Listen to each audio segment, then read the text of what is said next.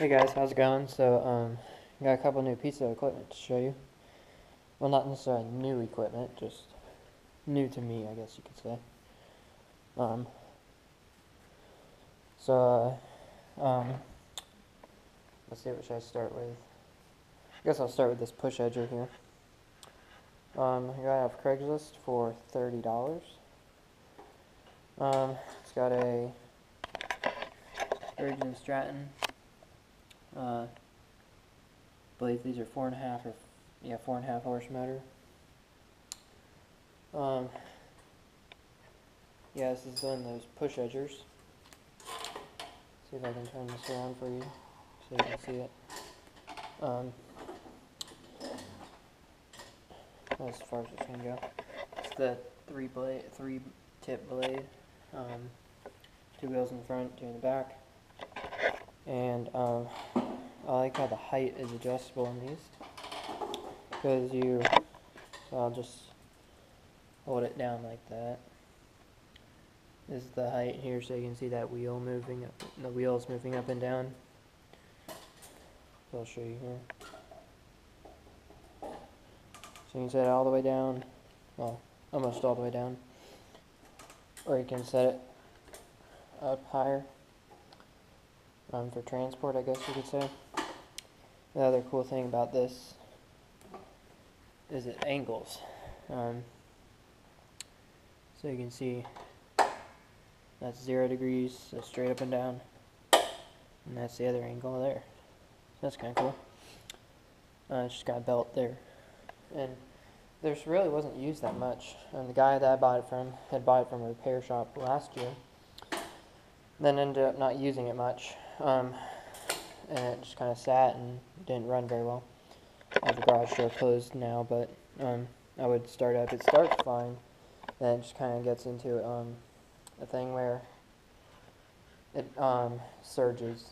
So I'm assuming it's old fuel. Fuel doesn't smell too old, but it's probably got a lot of ethanol that's separated out of the fuel, so I'll drain the fuel out and clean the carb on it. This is one of those engines where the carburetor is right here. So all you have to do is take the fuel tank off, and that's all you have to, how you can get to it.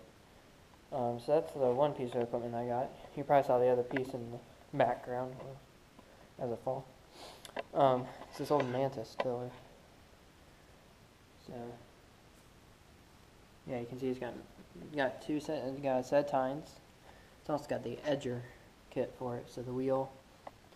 And that. And I was just given this by a customer for free yesterday. It's got really old fuel in it. As you can see, it's an old fuel cap.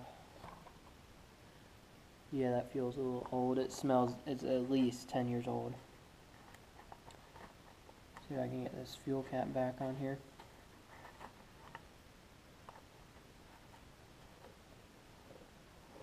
There. This is an Echo motor. As you can see right there. As well as this is a Carburetor Corporation motor. Made in Japan. Carburetor is the brand Echo was using for a while. And then they switched to, what brand is it? I'll go look on the string of my string trimmer. But they switched to a different brand of motor. Yambico. So the Carburetor motors are actually very reliable. These new ones don't seem to be as reliable, unfortunately. But Echo's still pretty good. I haven't had any issues with my stuff other than just the carburetor on it. But yeah, this is an old machine, way before any of the emissions crap that you're required to put on now. It's got a Walbro carburetor, and it's got screws that you can actually adjust for the high and low. So the low right there, and then the high right here, and they are normal slotted screws instead of the dumb limiter caps that are on most of them nowadays. The fuel line is actually very soft still, which is nice. and it runs on 50 to 1, so I'm just going to throw some 50 to 1 True Fuel in it, and try that out, see if it'll start. Yeah, it doesn't look too old, and other than just some surface rust here. It's not that, well, not old, it's old, but it's not beat up or anything, is what I'm trying to say. So, yeah, and then this sorry thing here, this John Deere trimmer, it's a home light, with the John Deere name on it. Compression's out on it. I tested it, and it's got a little over 70 psi. And I mean, it's not horrible, but it surges really badly, and I don't know what the deal is with it. Well, I do know what the deal is. It's the compression's just out on it so badly that it's not worth fixing, unfortunately. So that's going to be probably parted out for the parts that are still good on it.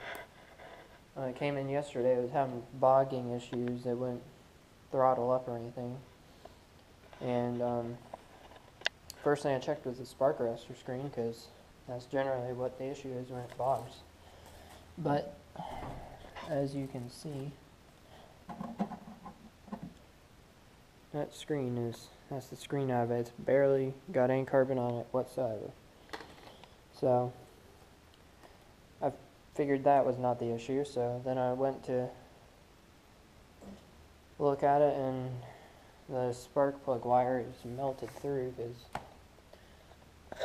it wasn't put on properly. It wasn't run over it instead of running right onto the top of the coil there, or on top of the cylinder head, on top of the cylinder where it would melt.